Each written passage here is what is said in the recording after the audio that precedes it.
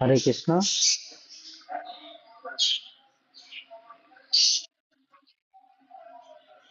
హరే కృష్ణ. ఈరోజు గురు చరిత్ర 12వ అధ్యాయం చదువుకుంటున్నాం మనం. దిగంబరా దిగంబరా శ్రీపాద వల్లభ దిగంబరా, దిగంబరా దిగంబరా అవధూత చింతన దిగంబరా, దిగంబరా దిగంబరా శ్రీపాద వల్లభ దిగంబరా, దిగంబరా దిగంబరా అవధూత చింతన దిగంబరా, దిగంబరా దిగంబరా శ్రీపాద వల్లభ దిగంబరా, దిగంబరా దిగంబరా అవధూత చింతన దిగంబరా. జయ దత్త, జయ జయ గురుదత్త. హరే కృష్ణ. ఈరోజు మనము శ్రీ గురు చరిత్ర నుండి మీట్లో గెలుపండి. శ్రీ గురు చరిత్ర నుండి 12వ అధ్యాయం చదువుకుంటున్నాం మనం. శ్రీ గురు బాల నరహరి తల్లికి తత్వజ్ఞానమును ఉపదేశించుట అంటే 11వ అధ్యాయంలో శ్రీ గురుమూర్తి తన 12వ వయసులోనే సంవత్సరంలోనే సన్యాస దీక్ష తీసుకుంటాను, నేను బయటికి వెళ్ళిపోవాలి అని తల్లికి చెప్పగా తల్లి బ్రతిమలాడుకుంటుంది, నాకు ఒకగానొక బిడ్డకి నువ్వు వెళ్ళిపోతే ఎట్లా అని. ఆ 11వ అధ్యాయంలోనే తల్లికి జ్ఞానబోధ చేశాడు. దాన్ని ఇంకా ముందుకు తీసుకొస్తున్నారు ఈరోజు. శ్రీ గురుమూర్తి కృపతో తల్లిదండ్రులకు తగిన సంతానమును సంపదను అనుగ్రహించుట, తల్లి ఆజ్ఞను గైకొని ఇల్లు విడుచుట, తీర్థయాత్ర కేకుట, కాశీక్షేత్రమునందు నరహరి సన్యాసి దీక్షను స్వీకరించుట, శ్రీ నరసింహ సరస్వతిగా విరాజిల్లుట, గురు పరంపరను గూర్చి సిద్ధముని నామధారకునకు వివరించుట, శ్రీ నరసింహ సరస్వతి స్వామి వారి తీర్థ పర్యటన. ఈ అధ్యాయంలో మనం తెలుసుకుంటాం. కొంచెం మీట్లోకి వెళ్ళిపోండి. శ్రీ గణేశాయ నమః, శ్రీ సరస్వత్యై నమః, శ్రీ గురుభ్యో నమః, శ్రీపాద శ్రీ వల్లభ శ్రీ నరసింహ సరస్వతి శ్రీ గురు దత్తాత్రేయాయ నమః. శ్రీ గురుడైన నరహరి తన తల్లితో అమ్మా అని సంబోధించి ఈ విధముగా తత్వమును ఉపదేశించసాగిన. అమ్మా, ఈ శరీరము అనిత్యమని నీకు తెలియను. క్షణభంగురమైన ఈ జీవితమును ఏమని విశ్వసించగలము? ఆయన ఏమంటున్నారు, బిడ్డని అడిగిందనమాట. ఇంతకుముందు అధ్యాయంలో ఏమిటి నాయన, నువ్వు సన్యాసి దీక్ష తీసుకుంటానంటున్నావు, అసలు సన్యాసి దీక్ష తీసుకోవడానికి నీ వయసు ఎంత? మన శాస్త్రంలోనే ఉంది కదా, బాల్యము, కౌమారము, యవ్వనము, వృద్ధాప్యము అని 4 దశలు ఉన్నాయి కదా. బ్రహ్మచారి అవస్థ, గృహస్థాశ్రమము, ఈ విధంగా ఉన్నాయి కదా. వానప్రస్థాశ్రమము, సన్యాసాశ్రమం అని. అంటే 25 ఏళ్ళ లోపు నువ్వు పిల్లవాడిగా ఉండి తల్లిదండ్రుల సమక్షంలో ఉండాలి. 25 ఏళ్ళ తర్వాత 50 ఏళ్ళు వచ్చేంత వరకు కుటుంబం ఏర్పాటు చేసుకుని భార్య పిల్లలతో ఉండాలి. తర్వాత నువ్వు వానప్రస్థాశ్రమం తీసుకోవాలి 50 నుంచి 75 ఏళ్ళ వరకు. 75 ఏళ్ళ నుంచి నువ్వు సన్యాసి దీక్ష తీసుకోవాలి కదా తండ్రి. ఇది కదా శాస్త్ర అధ్యాయంలో తెలియజేస్తుంది, పురాణం తెలియజేస్తుంది, వేదాలు తెలియజేస్తుంది అని చెప్తే ఆయన చెప్తున్నాడు అనమాట. అది కొంతమందికే, నాకు లాంటి వారికి కాదు అని ఈ విధంగా తెలియజేస్తున్నారు. ఏమంటే, అమ్మా, ఈ శరీరము అనిత్యమని నీకు తెలియను. నీకు తెలుసు ఈ శరీరం సత్యం కాదు, అనిత్యం. అంటే ఎప్పుడు నిత్యంగా ఉండదు, ఎప్పుడు ఈ దేహం ఒకే రకంగా ఉండదు, మారిపోతూ ఉంటుంది. కాబట్టి ఇది అనిత్యము అని నీకు తెలుసు. ఇంకా క్షణభంగురమైన ఈ జీవితమును ఏమని విశ్వసించగలము? ఈ జీవితము శాశ్వతం అనుకుంటున్నావేమో, ఇప్పట్లాగే ప్రతి క్షణము ప్రతి రోజు ఉంటుందనుకుంటున్నావేమో. క్షణభంగరము, ఎప్పుడు ఏ క్షణంలో ఏం జరుగుతుందో మనకేం తెలుసు? ఎలా విశ్వసించగలము ఇది సత్యమని? కావున ఇక్కడ శ్లోకం చెప్తున్నారు, అనిత్యాని శరీరాణి విభో విభవో నైవ శాశ్వతః నిత్యం సన్నిహితో మృత్యుః కర్తవ్యో ధర్మ సంగ్రహః. అనగా ఈ శరీరములు అనిత్యములు, ఈ సంపదలు, ఈ వైభవములు ఏవియు శాశ్వతముగా ఉండునవు కావు. నశ్వరమైనవి అంటే ఎప్పటికీ కూడా ఉండిపోయేవి కావు, శాశ్వతమైనవి కావు, పోయేవే. పైగా నీటి బుడగల వంటివి. ఇంకను తోడనే ఉండు మృత్యువు నీడవోలే అన్నట్లుగా, అంటే మనం వెనకాలే, ఎప్పుడు మన వెనకాలే మృత్యువు నీడవలే వస్తూ ఉంటుంది, మన తోడుగా వస్తుంది మృత్యువు.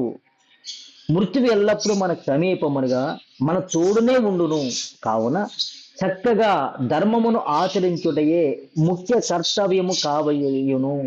ఇక్కడ ధర్మము, చక్కగా ధర్మమును ఆచరించుటయే ముఖ్య కర్తవ్యము కావలియును అని చెప్తున్నారు. ఇక్కడ స్వామి వారు ఏం చెప్తున్నారు? ధర్మాన్ని ఆచరించాలి.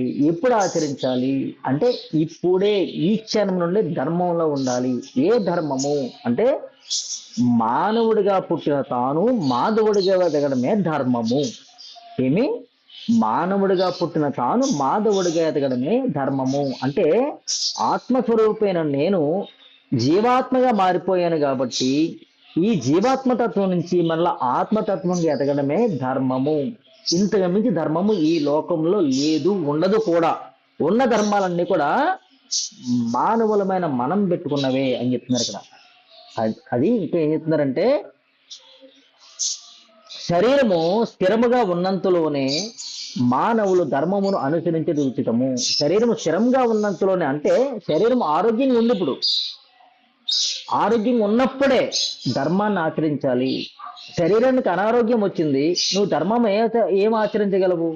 కాబట్టి శరీరము స్థిరంగా ఉన్నప్పుడే, అంటే బలంగా ఆరోగ్యంగా ఉన్నప్పుడే ధర్మాన్ని ఆచరించడం ఉచితము. ఒకవేళ ఎవరైనా మృత్యువును జయించి చిరంజీవిగా ఉన్నచో, అంటే ఒకవేళ ఎవరైనా సరే మృత్యు జయించి చిరంజీవిగా ఉండిపోతే గనక అతనికి నీవు చెప్పిన విధముగా క్రమానుగతముగా కొంతకాలము బ్రహ్మచర్యమును, మరి కొంతకాలం గృహస్థాశ్రమమును, మరి కొంతకాలం వానప్రస్థాశ్రమము, చివరిగా తురియ ఆశ్రమమైన సన్యాసాశ్రమము గ్రహించవచ్చును. ఎవరు గ్రహించాలంట? ఈ శరీరం శాశ్వతంగా ఉండిపోతుంది, నేను చిరంజీవిగా ఈ శరీరంతోనే ఈ లోకం నుండి శాశ్వతంగా ఉండిపోతాను సుమా అనుకునే వ్యక్తికి, లేదు చిరంజీవి అతను అట్లాంటి వ్యక్తి, అనుకునే వ్యక్తి కాదు, అనుకోవడం కాదు. అందరూ అనుకుంటాం నేను చిరంజీవిగా జీవించాలి, చిరంజీవిగా ఉంటాను అని. కానీ ఎవరు చిరంజీవులు కాదు. నిజంగా ఎవరైతే తాను చిరంజీవి అని తెలుసుకుంటాడో, అమ్మా అతనికి నీవు చెప్పిన ఈ ఆచారాలన్నీ కూడా వస్తాయి, ఈ క్రమానుగతంగా వస్తాయి. బ్రహ్మచర్యము, గృహస్థాశ్రమము, వానప్రస్థాశ్రమము, సన్యాస దీక్ష తీసుకోవడానికి అర్హుడు అతను. కానీ నశ్వరమైన వంటి, అంటే శాశ్వతం కాని వంటి, క్షణికమైన వంటి ఈ దేహము ఎంత మాత్రము స్థిరమైనది కాదు. ఎప్పటికీ ఈ శరీరాన్ని నమ్మద్దు, నువ్వు ఎప్పటికీ శాశ్వతం అనుకోవద్దు. ఇది నశ్వరము, శాశ్వతము కానిది, నశ్వరము, మారిపోతుంటుంది, పోతుంది, పాడైపోతుంది. ఇది ఎంత మాత్రము స్థిరమైనది కాదు. మృత్యువును గూర్చి భయపడేవాడు, చూడండి, మృత్యువును గూర్చి భయపడేవాడు బాల్యము నుండియే మోక్ష ధర్మమును గురించి ఆచరించడం యుక్తము. చిరంజీవికి అసలు భయమే లేదు, నేను చనిపోతానని. కానీ మనందరికీ తెలుసు చనిపోతామనే భయం ఉంది మనకి, మృత్యు అంటే భయం మనకి. సో ఎవరికైతే ఇంకా చిరంజీవి అనే వాడికి బ్రహ్మచర్య దీక్ష, గృహస్థ దీక్ష, వానప్రస్థ దీక్ష, సన్యాస దీక్ష తీసుకొని టైం ఉంది. కానీ ఎవరికైతే మృత్యు అంటే భయం ఉందో, నేను ఎప్పుడు చనిపోతానో నాకు తెలీదు అన్న డౌట్ ఉందో, అలాంటి వాళ్ళు ఇప్పుడే ఈ క్షణం నుంచే ధర్మంలో ఉండాలి అని చెప్తున్నాడు. ధర్మంలో ఉండాలి, మోక్ష ధర్మాన్ని గురించి ఆచరించడం యుక్తము. మరలా ఏ ధర్మం అది? మోక్ష ధర్మము, ఆత్మధర్మము, భగవంతునితో కూడి ఉండే ధర్మము. దీంతో ఉండాలి. శరీరము యవ్వనములో ఉన్నప్పుడే, ఆరోగ్యవంతంగా ఉన్నప్పుడే ధర్మమును ఆచరించి పుణ్యమును మూట కట్టుకొనవలయను.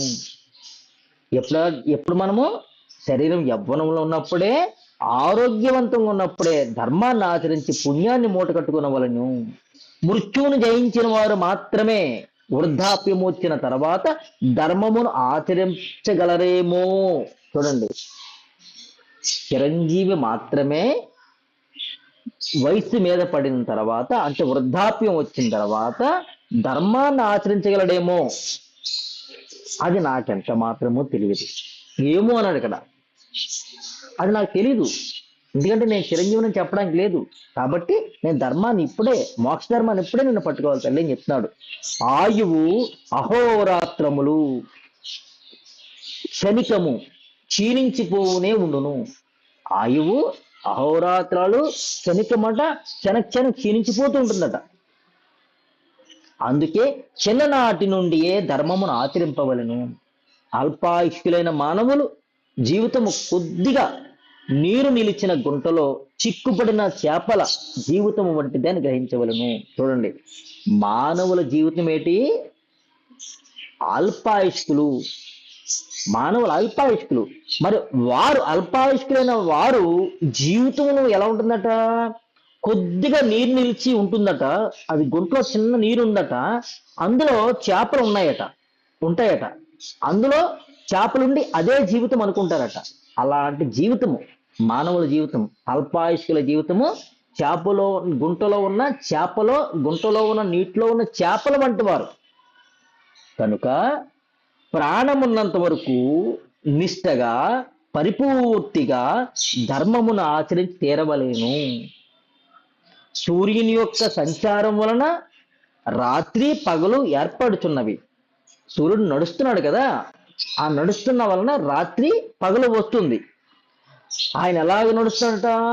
7 గుర్రములను కలిగిన రథమును అధిరోహించిన సూర్యుడు ఎక్కడా నిలిచి ఉండకుండా అత్యంత వేగముతో ఒక్క నిమిషమునకు 22,000 యోజనముల దూరం పరిగెత్తుకుని పోవచ్చు దివారాత్రములు చక్రమ వలె తిరుగుతున్నాడు.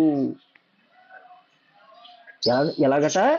ఒక్క నిమిషానికి 22 యోజనాల దూరం వెళ్ళిపోతున్నాడట. అంటే కాలం అంత స్పీడ్గా వెళ్ళిపోతుంది అని అర్థమైన ఇక్కడికి. మన ఎలాగ నడుస్తున్నాడ? 7 గుర్రాల మీద నడుచుకుంటూ పోతున్నాడట. క్షణం ఒక్క నిమిషానికి 22 యోజనాల దూరం పోతున్నాడట 7 గుర్రాల మీద. ఇక్కడ 7 గుర్రాలంటే ఈ దేహము ఒక రథం అనుకుంటే, ఇందులో 7 గుర్రాలు మూలాధారము, స్వాధిష్టానము, మణిపురము, అనాహత, విశుద్ధ, ఆజ్ఞ, సహస్రారం. ఈ సహస్రార చక్రాలు, ఈ చక్రాలు ఒకదాని వెనకాల ఒకటి పోతున్నాయట, అలా పోతున్నాయట ముందుకి. కాబట్టి సూర్యుడు అంటే ఇక్కడ నుండి జీవుడు వెళ్ళిపోతున్నాడు. అక్కడ దివారాత్రము చక్రములు తిరుగుతున్నాడు అనగా అంత భాగము మన ఆయుష్యమందు క్షీణించిపోతున్నది గుర్తించుకోవలను. ఒక్క క్షణం ముందుకు వెళ్ళిపోతున్న కొద్ది మనకి ఆయుష్యం అయిపోతున్నది గ్రహించాలి. సావుకు ముందుకు వెళ్ళిపోతున్నది గ్రహించాలి. క్షణము మనకు ఆయువు నశించిపోతున్నది కానీ పెరుగుటలేదు. మనకు ఆయుష్యం ఏమవుతుందంటే ఎప్పటికప్పుడు తరిగిపోతుందే తప్ప పెరగడం లేదు. ఆయుష్ క్షీణించిపోతున్నది కనుక, అనగా మృత్యువు సమీపించుతున్నదని బాగు గ్రహించవలయును. ఆయుష్ క్షీణించిపోతుంది అంటే మనం ఏం గ్రహించాలట? మనకు మృత్యువు సమీపిస్తుంది అని గ్రహించాలట. అంతేగాని ప్రతి ఒక్కరూ పుట్టినరోజుని బర్త్డే కేక్ కోసుకుంటూ లైటింగ్ పెట్టి దాన్ని ఊతారన్నమాట. అంటే నా ఆయువు 1 ఏడాది గడిచిపోయింది అని. 1 రోజు గడిచిపోయింది, 1 నెల గడిచిపోయింది, 1 సంవత్సర కాలం గడిచిపోయింది అని దీపాన్ని ఊదేస్తారట.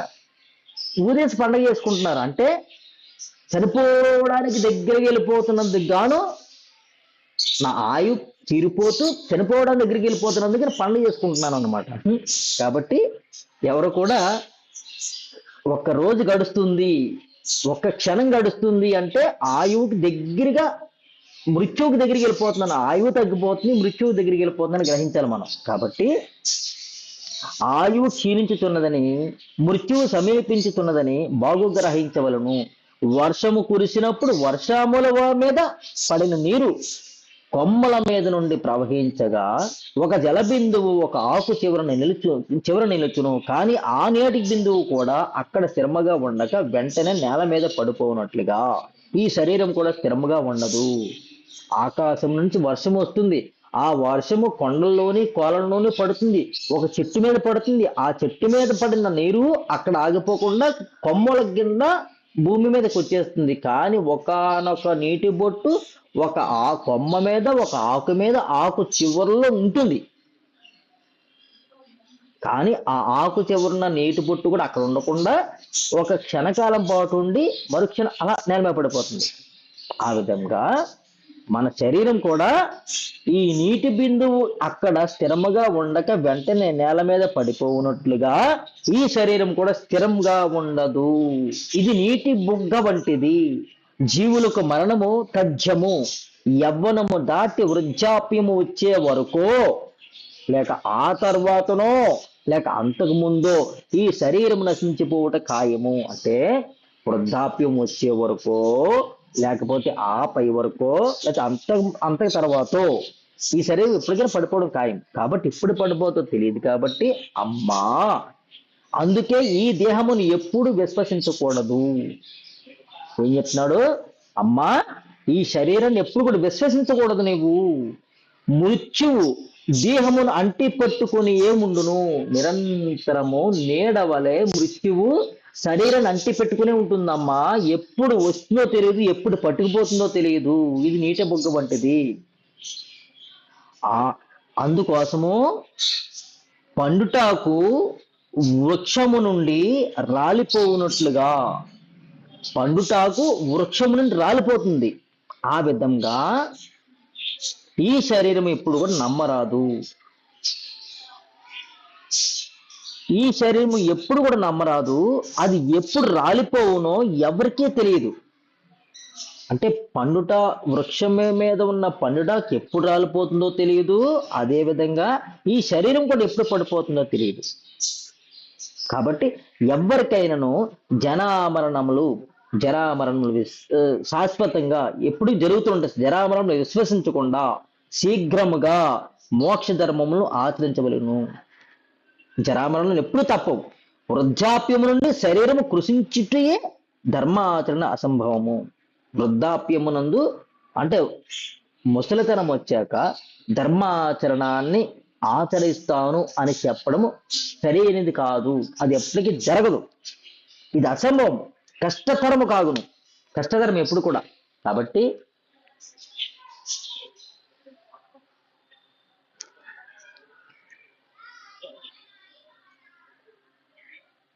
ఎవరికైనా సరే జరామరణములు అంటే జన్మ, మృత్యు, మరణము, జరామరణములు, వ్యాధి, మరణం తప్పవు. ఎవరైనా అనుకుంటారు వృద్ధాప్యం వచ్చిన తర్వాత నేను ఆత్మ సాధన చేస్తాను, ఆత్మనిష్టలో ఉంటాను, ధర్మాచరణాన్ని పట్టుకుంటానని చెప్తారేమో. ఇది తప్పు అని చెప్తున్నారు. ఎందుకంటే ఇది ఎప్పటికీ కూడా నశించిపోతుంది, శరీరము కృషించిపోతుంది. కాబట్టి ఎప్పుడు రాలిపోతుందో తెలియదు. కాబట్టి ధర్మాచరణ అసంభవము. వృద్ధాప్యం వచ్చిన తర్వాత అది కష్టతరము అని చెప్తున్నాడు. యవ్వనమును నిత్యము అని విశ్వసించకుండా, ప్రస్తుతం యవ్వనంలో ఉన్నాం కాబట్టి యవ్వనమే నిత్యంగా ఉంటుందని విశ్వసించవద్దు ఎప్పటికీ కూడా. శీఘ్రముగా మోక్ష ధర్మమును ఆచరించవలేను. ఈ యవ్వనము శాశ్వతంగా ఉండిపోతుంది. కాబట్టి నేను ఆనందంగానే జీవించేస్తాను అంటే కాదు. ఇది ఎప్పటికీ యవ్వనం ఉండదు. వృద్ధాప్యం వచ్చేస్తుంది. వృద్ధాప్యం వచ్చిన తర్వాత నువ్వు మోక్ష ధర్మాన్ని పట్టుకుందాం అనుకుంటావు, అది కష్టము. ఎందుకంటే అప్పుడు నీ శరీరం ఎలా ఉంటుందో తెలియదు. కాబట్టి ఇప్పుడే యవ్వనంలో ఉండగానే నువ్వు ధర్మాచరణాన్ని పట్టుకోవాలి, మోక్ష ధర్మాన్ని పట్టుకోవాలి అని చెప్తున్నాడు. అప్పు ఇచ్చినవాడు రోజులు గడిచిన కొద్దీ ఆ రోజులను లెక్క పెడుతూ ఎప్పటికప్పుడు ఏ విధంగా వడ్డీ లెక్కించునో బాకీని చెల్లించవలసిందని ఎప్పటికప్పుడు గుర్తు చేస్తూనే ఉంటాడు కదా. అదే విధంగా యముడు కూడా దివారాత్రములు గడిచిపోయిన కొద్దీ తన లెక్కలో ప్రతి జీవిని ఆయుష్యము యొక్క వ్యయమును లెక్కించి వేపెట్టును. ఎప్పటికప్పుడు యముడు ధర్మరాజు ఎంత చెప్తాడట, ప్రతి క్షణాన్ని ఆయుష్ని లెక్కిస్తూ ఉంటాడట. చెప్తుంటాడు, నీకు ఆయుష్ అయిపోతుందని. సముద్రమునందు నీరు ఆవిరై పైకెగసి మేఘములుగా మారి వర్షించి ఏర్పడిన సమస్త నదులన్నీ కూడా సముద్రం వైపే ప్రవహించి సముద్రంలో కలిసిపోవలేను, కానీ అవి ఎప్పుడునూ వెనుకకు తిరిగి రాజాలవు. అటులే ఈ ఆయుష్యము కూడా దివారాత్రముల ద్వారా తరిగిపోతున్నదే గాని తిరిగి కూడబెట్టుటనున్నది ఎవ్వరికి సత్యము కాని పని కదా. సముద్రంలో నీరు మేఘాల వలె వచ్చి ఆవిరిగా మారి ఆవిరి సముద్రంలో అలలుగా మారి అవి ఆవిరి మేఘాలుగా మారి ఆకాశం మీద ఉండి మళ్ళీ వర్షం వలె వచ్చి ఆ వర్షం నీరు మరలా కొండల్లోంచి కోనల్లోంచి ఏ విధంగా అయితే సముద్రంలో కలిసిపోతుందో అలాగే పైనుంచి వచ్చిన ఆయువు తిరిగి పైకి వెళ్ళిపోతుంది, కానీ ఇక్కడ ఆగదు. ఈ సముద్రంలో ఉన్న నీరు ఆవిరిగా మారి మేఘంకాలు పైకి వెళ్ళిపోయి ఉండిపోదు, తిరిగి కిందకి వచ్చేస్తుంది. అదే విధంగా పైనుంచి వచ్చిన ఆత్మ పైకి వెళ్ళిపోతుంది, పైనుంచి వచ్చిన ఆయువు ఎప్పటికప్పుడు క్షణం తీరిపోయి పైకి వెళ్ళిపోతుంది, కానీ ఎవరికి ఇక్కడ కుదరదు. గడిచిన రాత్రింబవులు తిరిగి ఎప్పటికీ రావు, ఇది నిశ్చయము. ఇట్టి జీవితమునందు పుణ్యమును సంపాదింపని నరులు చూడండి, ఇట్లాంటి జీవితంలో ఎవరైతే పుణ్యాన్ని సంపాదించకుండా ఉంటారో నరులు, వారు పశువులతో సమానులు. ఏ రోజైనా ఏ కొంచెమైనా ధర్మమును లేదా పుణ్యమును ఆచరింపకుండా గడిచిపోయినతో ఆ రోజు వ్యర్థముగా గడిచిపోయినదని పశ్చాత్తాపమును చెందవలేను. ఏ రోజైతే ధర్మాన్ని ఆచరించలేదో పుణ్యం చేయలేదో ఆ రోజు నాకు ఈ రోజు వ్యర్థంగా గడిచిపోయిందని నువ్వు పశ్చాత్తాపడవలసిందే. యముడిని ఎంతగా ప్రార్థించినను ఆయన మన యందు దయ చూపక ఆయువు ముగిసిన ఉత్తర క్షణముననే తీసుకుని పోవును. యమస్య కరుణానాస్తి కర్తవ్యో ధర్మ సంగ్రహ అని శాస్త్రము చెప్పుతున్నది. అంటే యమునికి దయ అనేదే లేదు. ఆయన దయామయుడు, కానీ ఆయన దయ లేదు. దయామయుడు కాబట్టే ఈ భూ ప్రపంచంలో ఈ భూమి మీద ఎంతకాలం ఉంచాలో మనల్ని అంతకాలం ఉంచుతున్నాడు దయామయుడు కాబట్టే. అదే విధంగా దయ లేదు అంటే నీ ఆయువు ముగిసిపోయిన తర్వాత నేను తీసుకెళ్ళిపోతాడు దయ లేకుండా. దయామయుడే భూమి మీద ఉంచుతున్నాడు, అదే దయామయుడు దయ లేకుండా కూడా తీసుకెళ్ళిపోతాడు. వెంటనే పుణ్యమును సంపాదించాలి, అందుకనే వెంటనే ఇక్కడే పుణ్యం సంపాదించాలి, ధర్మమును ఆచరించాలి. భార్య పుత్రులు, ధనము, పశు సంపద, ఆయుష్యము, దేహము, గేయము ఇవన్నీను శాశ్వతము అని ఎవరు భావించదరో వాడు పశువే గాని వేరు కాదు. చూడండి, ఈ భర్త భార్య పుత్రులు, ధనము, పశు సంపద, ఆయుష్యము, డబ్బు, ఎన్ని దస్త్రము ఎన్ని ఉన్నాయే ఇవన్నీ శాశ్వతం అనుకుంటున్నారో కాదు. అలా శాశ్వతం అని అనుకుని భావించేవాడు పశువే గాని వేరే వాడు కాదు. మానవులను ఇతర ప్రాణులను భక్షించే మొసలి వలె ఈ శరీరమును వృద్ధాప్యము భక్షించివేను. మొసలి ఇతర చేపలను జీవుల్ని భక్షిస్తుంది, అదేవిధంగా మానవులను కూడా భక్షించేస్తుంది. అదేవిధంగా వృద్ధాప్యం అనేది ఈ శరీరాన్ని భక్షిస్తుంది ఖచ్చితంగా. అందుకే యవ్వన దశలోనే విద్వజ్ఞనులు పుణ్యమును ఆచరించాలి. ఎవరైతే జ్ఞానం ఉందో వారు ఖచ్చితంగా ఈ శరీరం ఆరోగ్యంగా ఉన్నంతలోపే ధర్మాచరణాన్ని ఆచరిస్తూ పుణ్యాన్ని ఆచరించాలంటాడు. కావున అమ్మా, నేను కోరిన పని చేయవద్దని, అంటే నేను సన్యాసి తీసుకుంటాను అంటున్నాను కాబట్టి నేను కోరిన పని నీవు చేయొద్దని నన్ను ఎందుకు నివారించుతుంటివి? ఇది ఎంత మాత్రము సరైనది కాదు సుమా. ఎవరైతే మూర్ఖులుగా సోమరులుగా దివారాత్రములను గడుపుతురో వారందరూ యమధర్మరాజుకు ముద్దు బిడ్డల వంటి వారు చెప్తున్నారు కదా.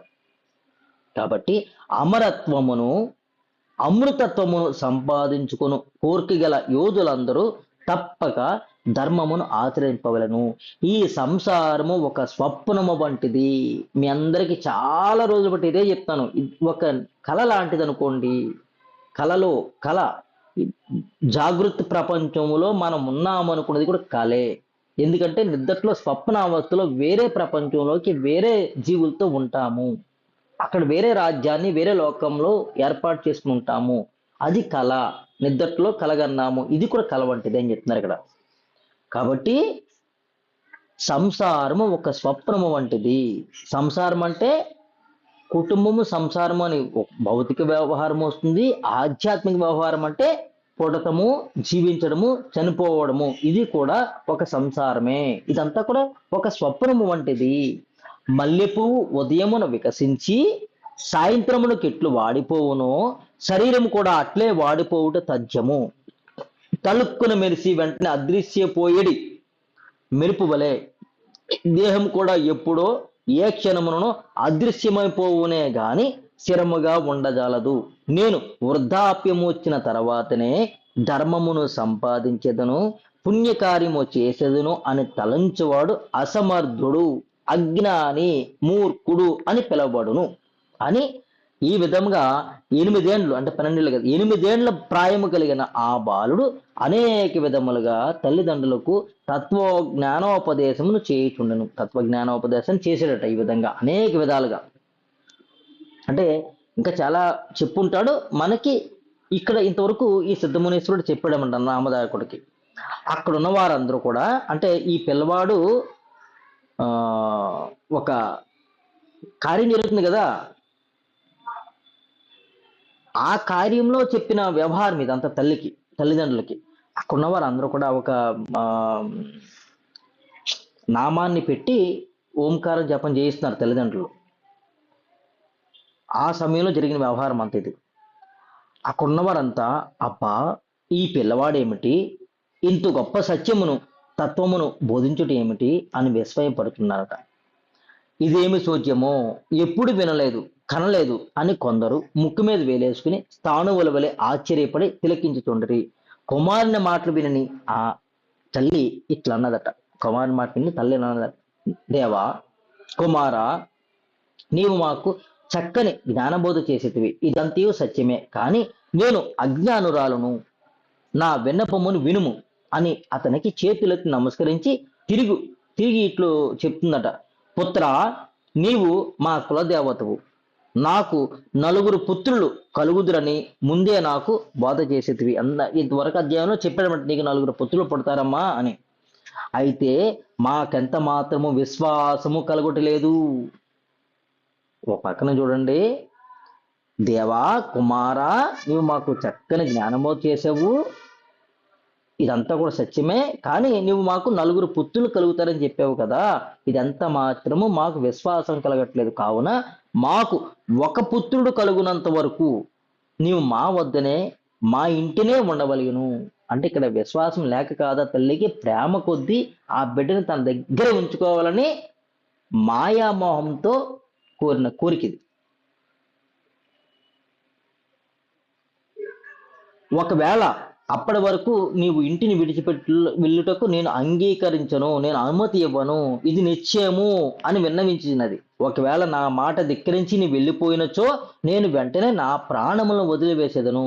ఇది ముమ్మాటికి నిజము. నీవు మాత్రము మా పుత్రుడు కాదు, మాకు కులదేవతవి, నా మాటలు తప్పగా నిజము చేసేదవని నమ్మికగా ఒక మాటను చెప్పును నాయన. నువ్వు నాకు పుత్రుడివే కాదు, మా కులదేవతవి కూడా, కానీ నీవు నీ మాట పూర్తి చేస్తాను, నాకు 4 పుత్రులు పుడతారని చెప్పావు కదా, అది నిజంగా పుడతారా? సరే, కానీ ఒక్క విషయము, 1 పుత్రుడైనా కానీ పుట్టేంతవరకు నా దగ్గరే ఉంటానని నాకు ప్రమాణం చేయమని చెప్తుందనమాట. నాయనా అని దీనముగా ఆ తల్లి కోరింది. తల్లి మాటలు వినిన ఆ బాలకుడు నరహరి చిరునవ్వు నవ్వి ఇట్లా అన్నాడట, అమ్మా తప్పగా నీ మాటలను పాటించేదను, నా మాట నిజము, నీవు చెప్పిన మాటలు తప్పగా నిజము చేయుదును. అమ్మా వినుము, ముందుగా నీకు 2 పుత్రులు కలిగెదరు, వారు కలిగిన వెంటనే నేను వెళ్ళిపోవుదును, అప్పుడు నన్ను నిర్బంధించవద్దు, మీరు సంతోషముతో నాకు సెలవును ప్రసాదించవలను. అంతేకాదు అమ్మా, నీవు కలత చెందవలదు, తల్లి దుఃఖపడద్దు, తప్పగా నీ కోరికను నెరవేర్చెదను. 1 సంవత్సరం వరకు నీకు 2 పుత్రులు జన్మించెదరు, అంతవరకు మీ తోడనే మీ ఎంటనే నిశ్చయముగా నివసింతును, కానీ అనంతరము వెంటనే నేను వెళ్ళిపోవుటకు మీరు సంతోషముతో అనుమతి ఇవ్వలేను అని నరహరి దేవుడు అత్యంత ప్రేమతో నిశ్చయపూర్వకముగా చెప్పి తల్లికి నమ్మకమును కలిగించి ఓదార్చెను. నాటి నుండి సంవత్సరం కాలం వరకు ఇంటిలోనే ఉండి అనేక మంది శిష్యులతో కూడి వేద శాస్త్రములను అధ్యాయమును కావించుతూ తల్లిదండ్రులకు ఆనందము కలిగించుచుండును. నగరవాసులందరూ కూడా విస్మితులై నిరంతరము ఇది ఎంత ఆశ్చర్యము, గొప్ప విశేషము, కేవలము 7 సంవత్సరములు నిండిన పిల్లవాడు చతుర్వేదములను నిరాటంకంగా చెప్పుతున్నాడని కొందరు అనుకుంటున్నారు. మరికొందరు ఆశ్చర్యపడుతూ విద్వాంసులకే విద్వాంసులైన విద్వజ్ఞానులే అతనికి విద్యార్థులే, 3 వేదములను పఠించుతున్నారు. చూడండి, విద్వాంసులకే విద్వాంసులైన విద్వజ్ఞానులు అతనికి విద్యార్థులే వేదమును పఠిస్తున్నారట, 3 వేదాలను పఠిస్తున్నారు. ఇదేమి చోద్యము! గొప్ప గొప్ప శాస్త్ర పండితులు అని పేరు పొందిన వారు కూడా శాస్త్రమును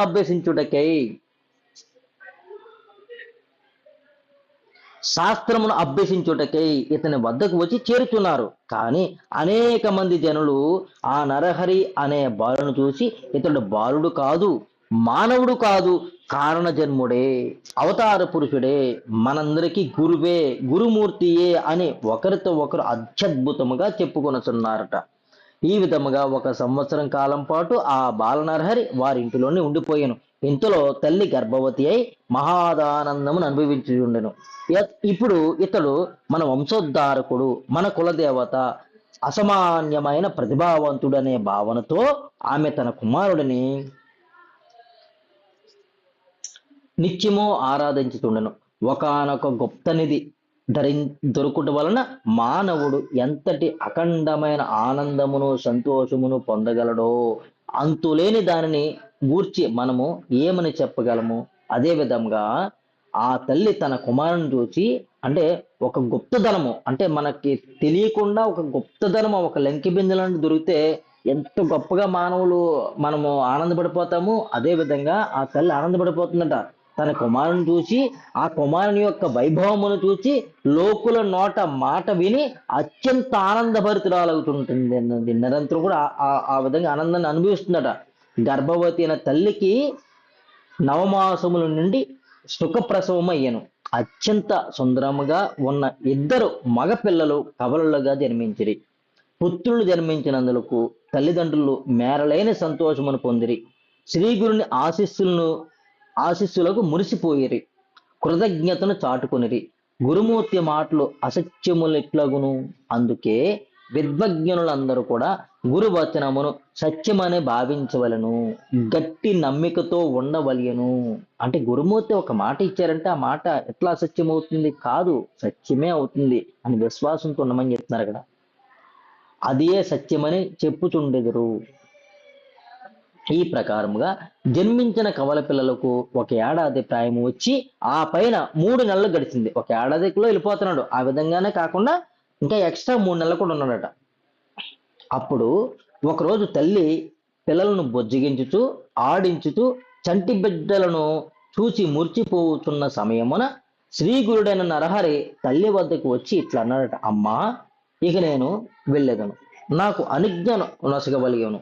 నీవెంత మాత్రము విచారపడకము. మాతా, నా మాటలు వినుము. నీ మనోరథములన్నీను తప్పక నెరవేరును. నీకు పుత్రుల రూపములో గొప్ప నిధి దొరికెను. మీరు పూర్ణ ఆయుష్మంతులవుదురు.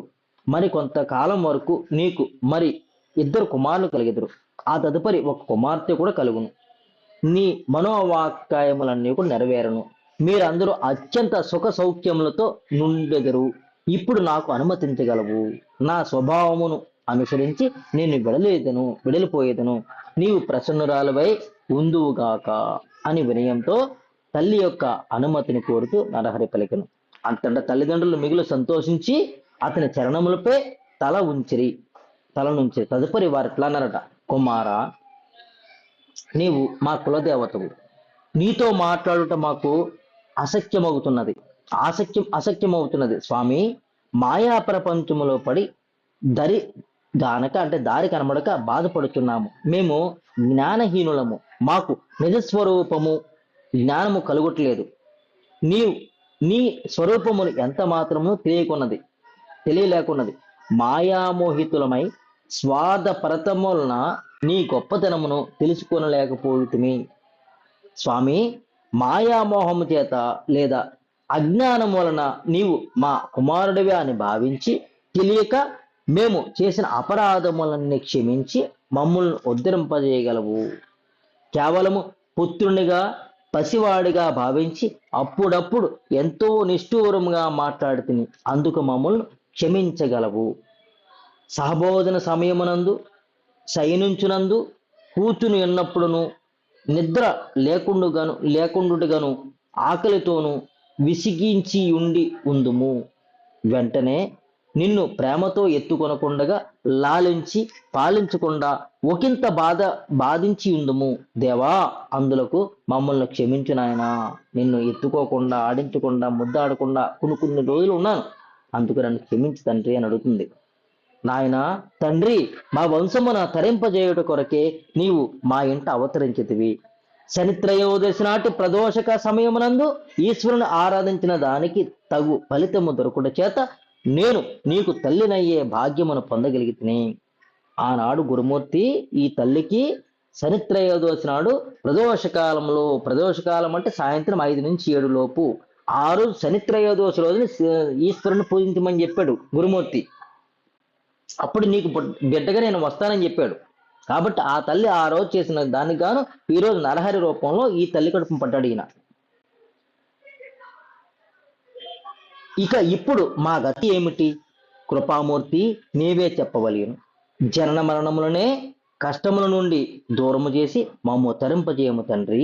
భగీరథుని ద్వారా తేబడిన గంగా ప్రవాహము నగర చక్రవర్తి యొక్క వంశమును తరింపజేసినట్లు చందమున మీరు నా గర్భమున జన్మించుడి చేత మా ఉభయ వంశములు అంటే నీ తండ్రి వంశము నా వంశములు కూడా తరించినవి. మమ్ములను ఈ భయంకరమైన సంసార సాగరమునందు ఎందుకు నెట్టెత్తివి తండ్రి? నీకింత జ్ఞానం తెలుసు కదా, మమ్మల్ని ఈ సంసార సాగరంలో ఎందుకు పేసేసావు తండ్రి అని అడుగుతుంది. పుత్రా, నీవు మా ప్రాణ సమానుడవు, నీ ధర్మము లేకుండా మీ మెట్లు జీవితము తండ్రి అని పలికిరట. అంతటా దుఃఖపూరితులైన తల్లిదండ్రుల మాటలు విని శ్రీ గురుడు ఇట్లు చెప్పుతున్నాడట. ఏమనే? అమ్మా, దుఃఖించవలదు. నన్ను మీరు మనసారా ఎప్పుడు స్మరించెదరో అప్పుడు వెంటనే ఎంత మాత్రమో ఆలస్యం చేయకుండా మీ ఎదుట ప్రత్యక్షమయ్యేదను అని పదే పదే చెప్పి కలత చెందవద్దని తల్లికి ధైర్యం చెప్పి వాగ్దానం చేశాను. తదుపరి, భవానీ మాత, మీకింకను 2 పుత్రులు మరి కుమార్తె కలుగుదురు. మీ ఇంటిలో దైన్య బాధ అనేది ఉండదు. సకల సంపదలు నిండి ఉండును. గత జన్మలో నీవు ప్రదోష సమయమునందు పరమేశ్వరుని పూజించితివి. దాని మహిమ వలన నీవు ప్రతి జన్మలోనూ కూడా ఐశ్వర్యముతో తొలతూగుతూ ఉంటావు. నువ్వు